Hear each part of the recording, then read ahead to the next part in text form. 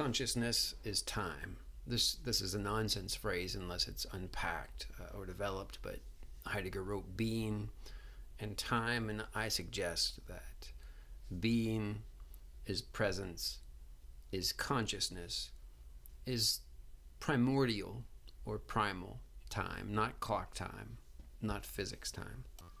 Consciousness is the fluid face of world. It's the presence of the physical, but the dynamic, horizontal presence of the physical. As you walk around a fire hydrant, to see one part of it is to not see other parts of it. Each aspect occludes all the others. But that fire hydrant, as transcendent in the phenomenological sense, it is understood as an enduring interpersonal life world object. So as you see these different aspects of the fire hydrant, you're grasping them as, the continuing manifestation of a particular entity. Typically we would not even thematize or notice the aspects. I also use the word moments. Moments as more general, more appropriate technical term, but aspects I think is a really helpful metaphor for creatures as visual as we are. So time can only show one aspect by not showing the others. Time has to hide in order to show. So Heidegger says that Dasein is in the truth, but also always in the untruth. And for Heidegger, the perceived object is true. Truth as correspondence is secondary to the revelation or unveiling of the perceived object. Language points at the life world. If I tell you that your shoe is untied, right, I'm intending that shoe that's in both of our worlds, right? I can see that your shoe is untied, but I think that you cannot see, that you have not noticed. So I can use language to point at something in the life world, so I can unveil, I can disclose the situation to you. Now this whole claim that consciousness is being, is presence, is time, this is a more complicated and yet more fundamental attempt to point out our most basic situation. So Heidegger, he saw early on that phenomenology had to be hermeneutic or interpretive. And this is because we are deeply historical beings. For instance, for you just to open up a book that's written in English, well, because you know English, those symbols on the page will manifest for you in a way that they would not manifest for someone who could not read English. So intentionality, it's no mystical mental thing, it's the directedness of comportment. And this word comportment, it's a very physical, bodily word, right? It's the way we move through the life world. I think vector is a good metaphor. We are these directed beings. We use phrases like, oh, so-and-so had this or that in mind. But this in-mindness is actually a directedness towards something in the life world. So there was this creek at my grandpa's house when I was a kid.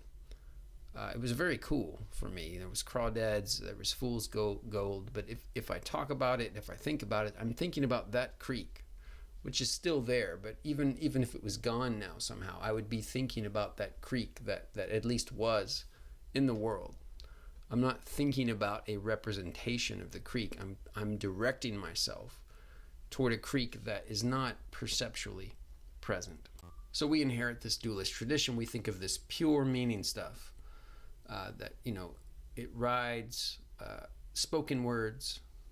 This pure meaning is a passenger on sound, for instance, right? And the sound is meaningless in itself, but it somehow carries this pure meaning. So to me, this is just dualistic confusion, but it's a dominant confusion. So the whole idea of destruction, dismantling, deconstruction, it just means making us aware of these projections. You might say making us aware of this training that sets us up to move in the wrong direction. You could say that we are deaf. We are deaf to certain formal indications until we have been made more aware of certain compulsive, habitual, inherited tendencies to hear or interpret what is said to us. So Heidegger uses, one, or the everybody, or the nobody. So everybody knows that there's mind and matter, and everybody knows that, consciousness is some sort of internal stuff. But everybody is wrong. I'm saying that everybody knows stuff that they've never really thought about or criticized. So philosophy is largely just finally getting around to criticize your own training. So if I say that consciousness is being or is time, you might think, oh, that's idealism. But that's the wrong way to think about it. But I admit that it's very natural to hear that kind of claim in that way. The weird thing, or the funny thing, the sad thing, it's because we have inherited such a strong tradition of dualism that when people try to point us at the reality of our own experience, like your experience is the life world itself, right? There's no hidden reality outside of your experience. Your experience is experience of world. That sounds like idealism to people, but it's because they have been taught that experience is an internal thing. You might say that they vaguely think of experience as a kind of private dream, and that the real world is some sort of physical stuff with a capital P. If you were to say the scientific image is just part of the life world. I mean, it's a valid and interesting part of the life world, but it's not like a substrate. It's just, structures that we have found in our life world experience.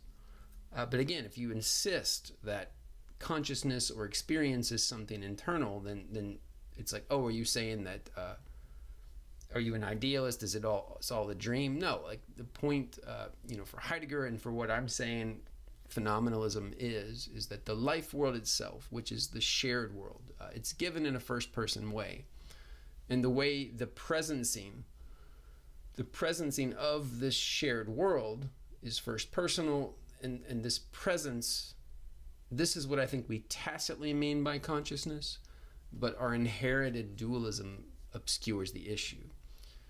So to me, the hard problem of consciousness is kind of tragicomical, right? As if we know what the physical is except through its presence for us. The whole reason we believe in something like the physical is because we can see colorful, noisy objects. When we push against them, they push back.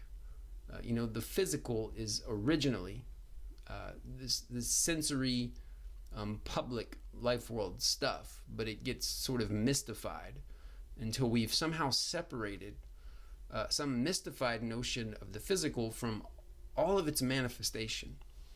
So that's why I would say that consciousness is the presence of the physical, but this is a streaming, dynamic presence.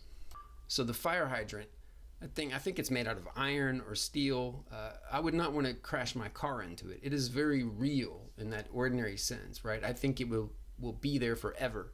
Someone could move it and then throw it in the junkyard, and I think it would last for centuries. It's a heavy thing. The paint is kind of chipped and old.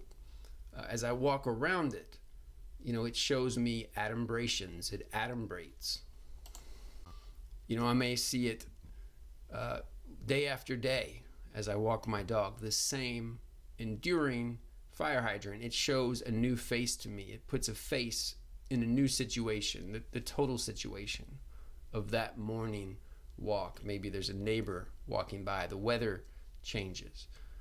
So, this presencing of the world, we are historical creatures, right? We recognize things as familiar. We don't even have to say to ourselves, oh, how familiar. We are just at ease. If you get in a car and you know how to drive, you just put your feet on the right pedals. You know how to turn on the turn signal, turn the wheel. It's all automatic. But if